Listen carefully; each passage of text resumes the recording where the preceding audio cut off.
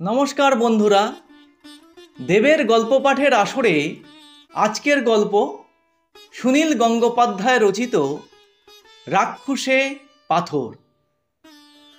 গল্পটি সম্পূর্ণ শুনবেন এবং কমেন্ট করবেন।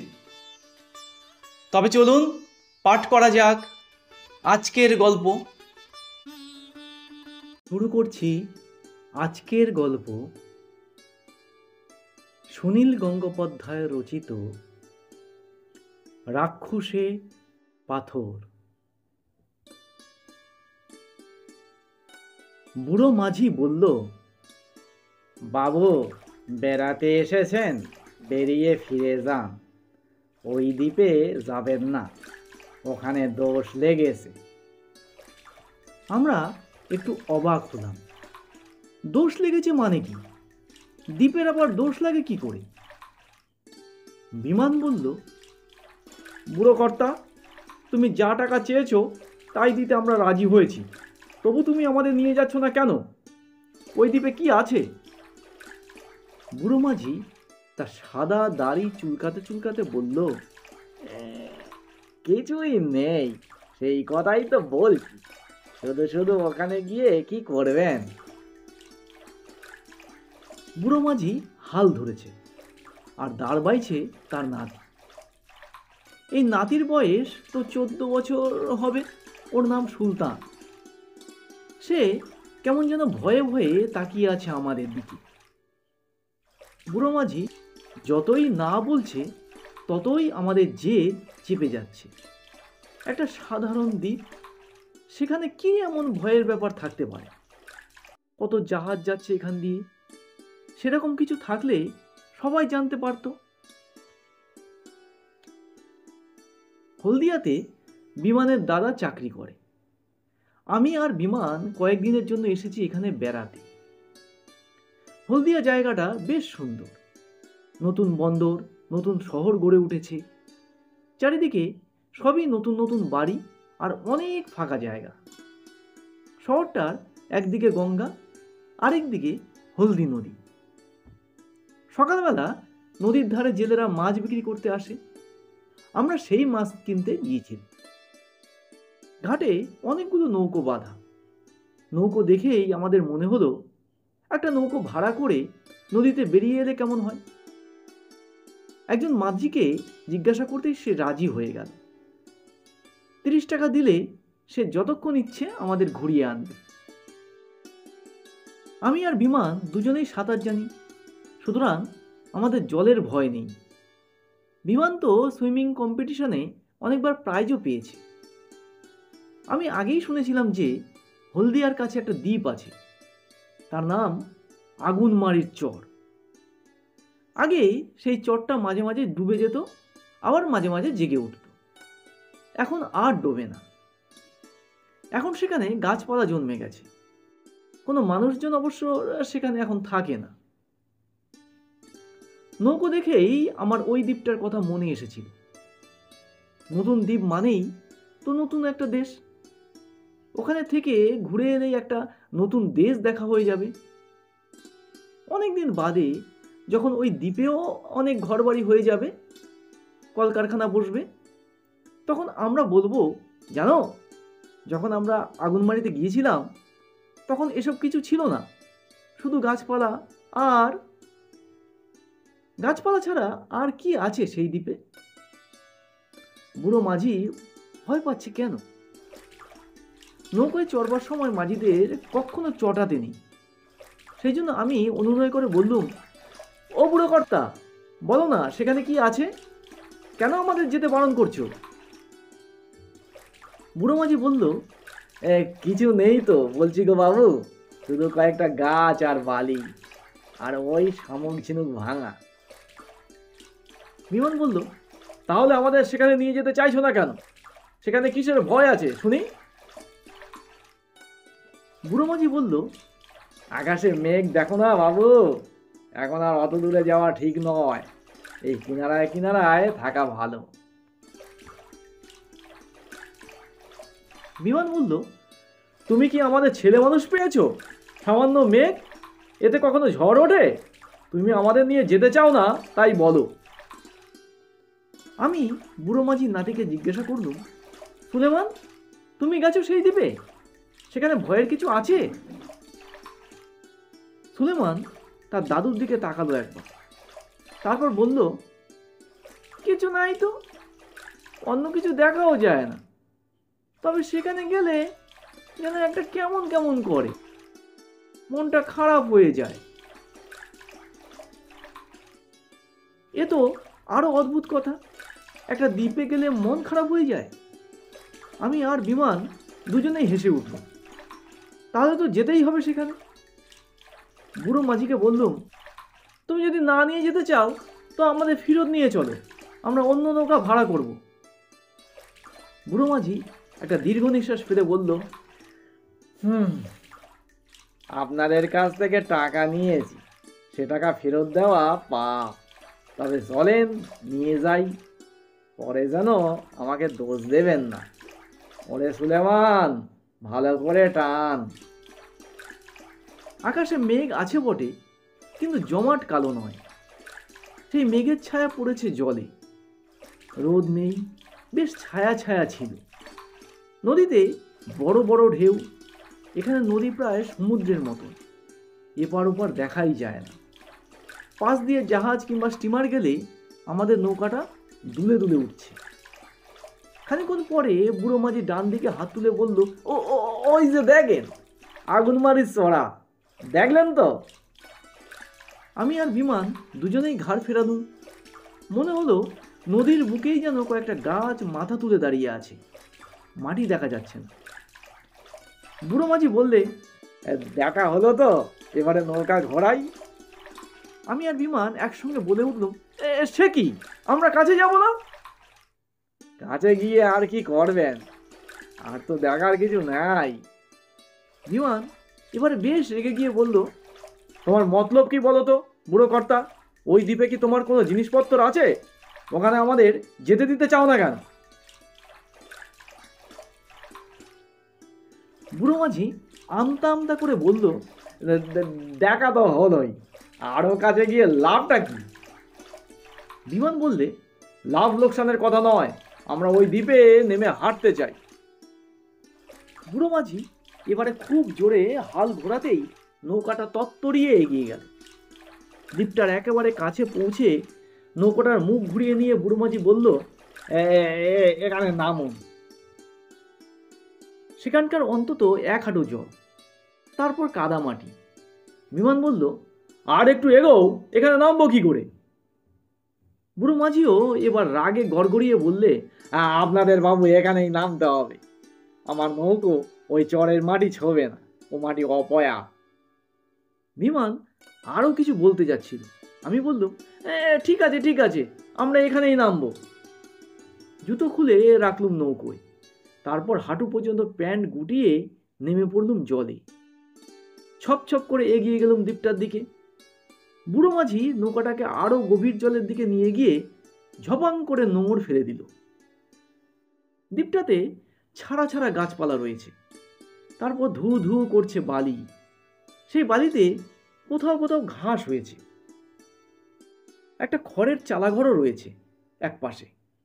সেই ঘরে কিন্তু কোনো মানুষ নেই। কাদামাখা পায়ে ওপরে উঠে আমরা বালিতে পা ঘষে নিল। বিমান বলল, একটা কিছু ফ্ল্যাগ সঙ্গে নিয়ে এলে হতো, তাহলে সেই ফ্ল্যাগটা পুঁতে আমরা এই দ্বীপটা দখল করে নিত। আমি বললুম, তা কি করে হবে? আগেই তো এখানে মানুষ এসেছে, দেখছিস না, ঘর রয়েছে। আমরা ঘরটার কাছে গিয়ে দেখলুম তার মধ্যে পাতা আছে একটা খাটিয়া, আর চতুর্দিকে ছড়িয়ে আছে শুকনো গোবর। জায়গাটায় বিচ্ছিরি গন্ধ। বিমান বলল, এখানে লোকেরা গরু চড়াতে আসতো, কিন্তু গরুগুলোকে নিয়ে আসতো কি করে? আমি বললুম, বড় বড় নৌকায় করে নিয়ে আসতো, আমি নৌকায় গরু মোষ পার হতে দেখেছি। তারা এখন আর আসে না কেন? বর্ষাকাল এসে গেছে, সেই জন্য এখন আসে না, এ তো সোজা কথা। দ্বীপটা কি রকম চুপচাপ লক্ষ্য করছিস? কোনো শব্দ নেই। মানুষজন নেই, শব্দ হবে কি করে? তবু আমি কিন্তু একটা শব্দ শুনতে পাচ্ছি, কান পেতে শোন। দুজনেই চুপ করে দাঁড়ালো।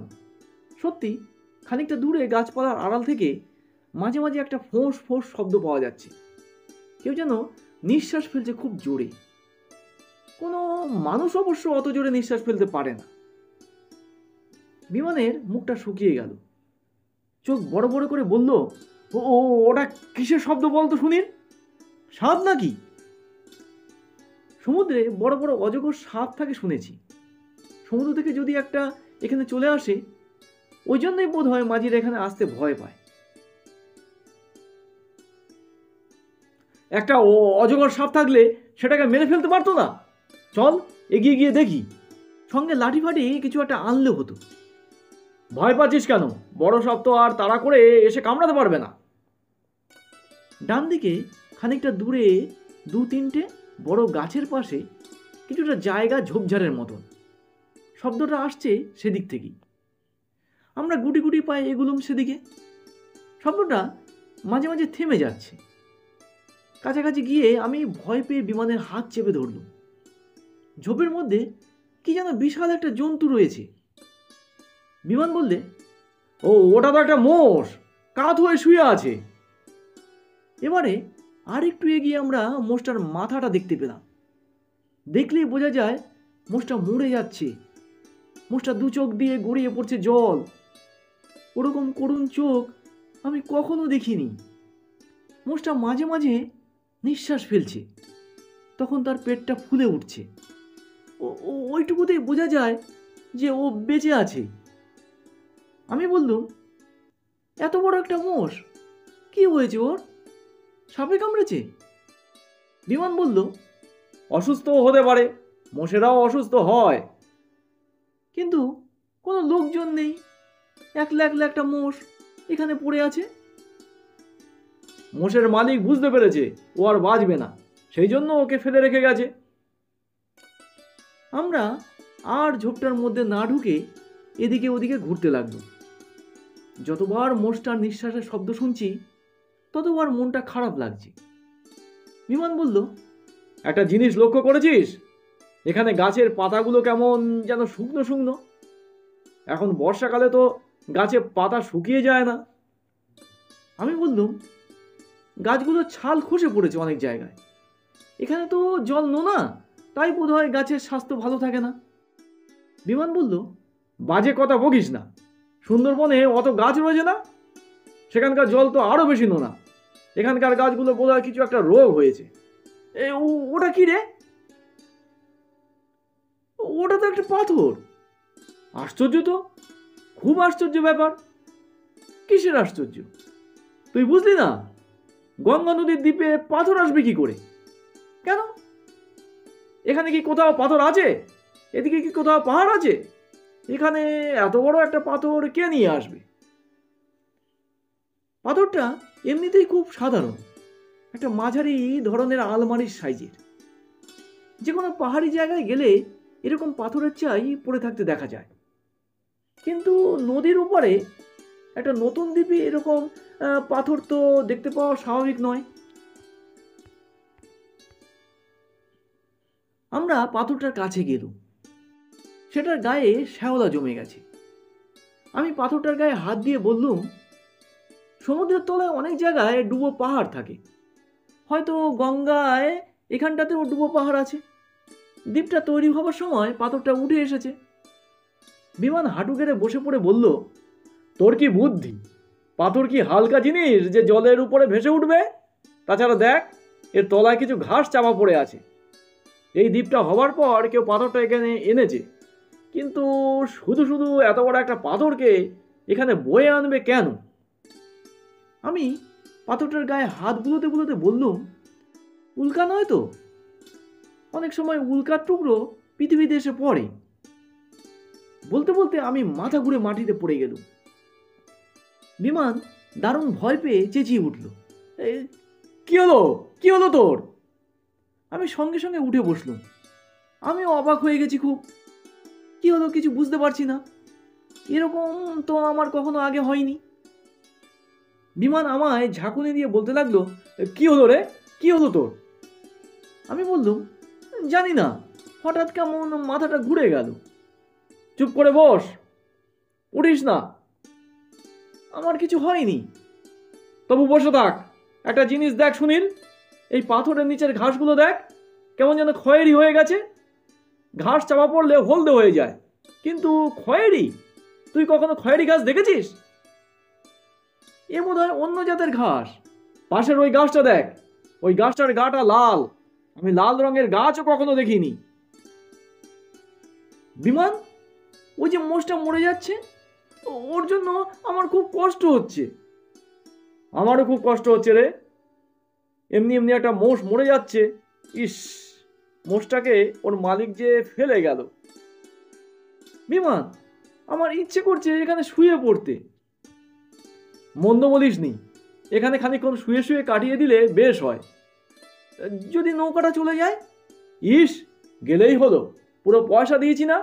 তাছাড়া যদি যায় তো চলে যাক, আমরা এখানেই থেকে যাব। হঠাৎ আমি লাফিয়ে উঠে পড়লুম, দারুণ জোরে চেঁচিয়ে উঠলুম, বিমান বিমান, ওই পাথরটা জ্যান্ত। বিমান বলল, কি বলছিস? তোর মাথা খারাপ হয়ে গেছে? না রে, আমি সত্যি দেখলুম পাথরটা নড়ে উঠল। কি বলছিস যাতা? পাথরটা নড়বে কি করে? আমি স্পষ্ট দেখলুম পাথরটার পেটের কাছে একবার যেন চুপসে গেল, আবার ফুলে উঠল, ঠিক ব্যাঙের মতন। দূর, পাথরটা আবার পেট কি? তুই ভুল দেখেছিস।